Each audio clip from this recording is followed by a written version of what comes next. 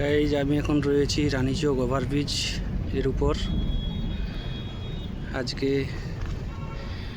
উচ্চ মাধ্যমিক সেমিস্টার 3-র দ্বিতীয় দিন, তার জন্য এনে আমার মেয়েকে ছেড়ে আমি একটু ওভারব্রিজের উপরে উঠেছি হলদিয়া বন্দর টোটাল দেখানোর জন্য। টোটাল ওভারব্রিজ দেখতে পাচ্ছ, আশা করি তোমাদের ভালো লাগবে। এইটা আমাদের হচ্ছে হলদিয়া ডক। এই যে জাহাজ সব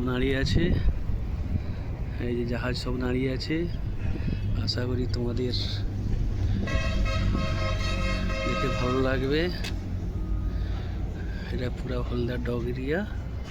এইটা হচ্ছে IOCL, Indian oil corporation limited. ওই যে বড় চিমটা দেখা যাচ্ছে, ওটা HPL, হলদিয়া পেট্রোকেমিক্যাল লিমিটেড।